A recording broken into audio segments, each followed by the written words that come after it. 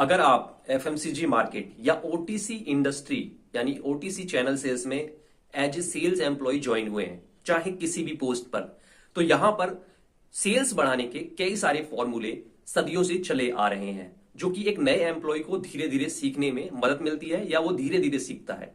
लेकिन एक smart employ को वो चीजें पता होती हैं, लेकिन सभी को नहीं पता होती। तो अगर आपको अपने एरिया में सेल को बूस्ट करना है, सेल को डबल करना है या सेल को बढ़ाना है, तो आपको इन कुछ फॉर्मूलों का पता होना चाहिए, जो कि हम अपने चैनल पर हमेशा आपको अपडेट करते हैं, बताते हैं। क्योंकि मैं भी एक सेल्स एम्प्लॉई हूं और मार्केट में काफी सारे लोगों से मिलता जुलता रहता हूं और अपनी कंपनी में भी काम करता हूं, तो बहुत सारी चीजें हमें पता पड़ती हैं।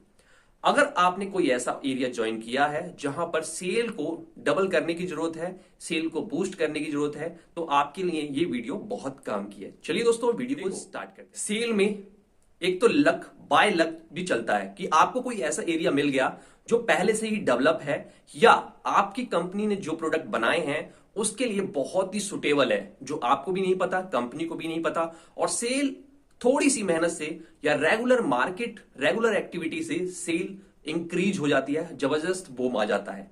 तो आपको ये फॉर्मूला यूज करने की जरूरत ही नहीं पड़ती। लेकिन बहुत सारे एरिया बाय लक ऐसे आपको मिल जाते हैं जहां पर जो कस्टमर रहता है या कस्टमर का जो बिहेवियर है वो आपकी जो कंपनी है उसके सारे प्रोडक्ट के लिए बहुत ही फेवरेबल नहीं रहता, यानी कि सभी प्रोडक्ट वहां पर नहीं बिकते।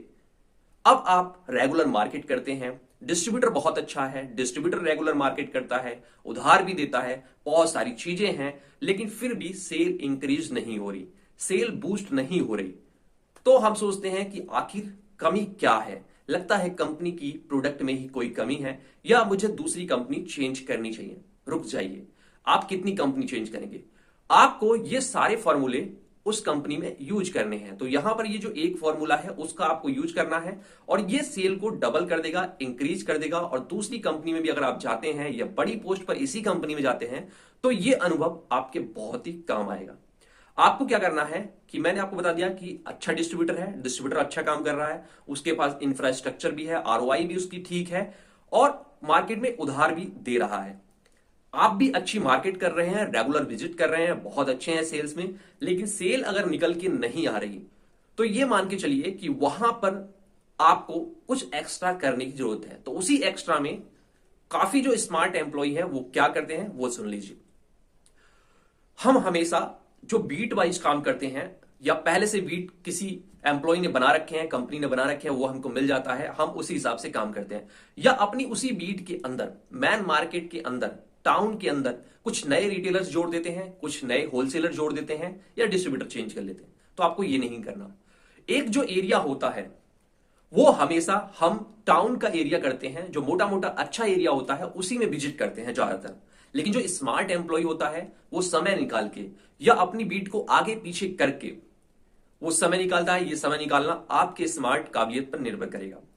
वो जो उस टाउन का, जो आपको टेरिटरी मिली है, उसका जो सर्किल वाला एरिया होता है, इंटीरियर एरिया होता है, रूरल एरिया होता है, या बहुत सारी अनडेवलप्ड कॉलोनी जो होती हैं, अनडेवलप्ड सेक्टर जो होते हैं, अनडेवलप्ड इंडस्ट्रियल एरिया जो होता है, उसके अंदर बहुत सारे अच्छे होलसेलर ऑलरेडी रहते हैं, बहुत सारे अच्छे रिटेलर रहते हैं, या बहुत सारे अच्छे ऐसा साधन रहता है, ऐसा ग्रुप रहता है, ऐसी कंपनी होती है जो आपके उस प्रोडक्ट की बहुत अच्छी खपत करती है।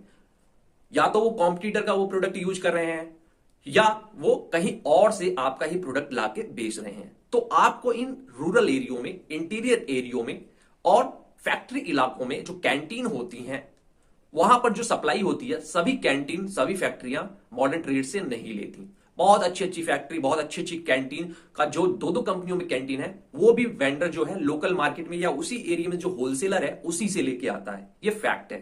तो आपको ये डेटा इकट्ठा करना है। डेटा इकट्ठा करने की जरूरत नहीं है, आपको विजिट करनी है उन पर। वो डेटा मिलता जाएगा, डेटा आप अपने पास नोट करते जाइए और इस तरह से अपनी विजिट को बढ़ा लीजिए।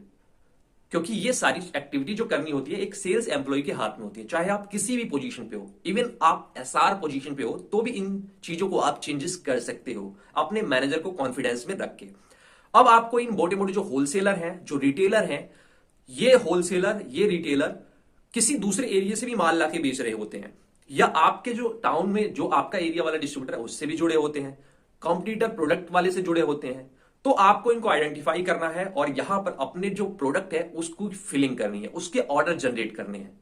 रिटेलर से ऑर्डर जनरेट करने हैं, होलसेलर से करने हैं, इंडस्ट्रियल एरिया में जो कैंटीन वाले हैं, सप्लाई वाले हैं, जो कुछ कंपनी ऑफिस वाले हैं, वहां पर भी आप अप्रोच लगा सकते हैं। एक मैं छोटा सा उदाहरण आपको देता हूं और ये हर एक प्रोडक्ट के साथ है। एक बार मैं मेरा एक जो फ्रेंड है वो एक चीनी कंपनी में था।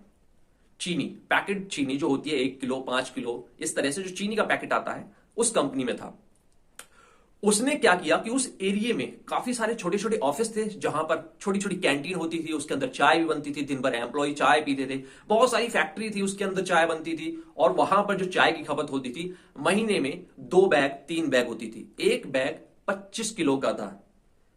50 किलो की खपत एक छोटी सी कैंटीन पे होती थी। एक जो कंपनी है छोटी सी, जहां पर वर्कर ज्यादा है वहां पर होती थी। इस तरह से उसने ऐसे बीसीओ पॉइंट, बीसीओ वेंडर को जोड़ रखा था और उसके 100 कट्टे, 100 बैग 25-25 किलो के वो वहां चले जाते थे।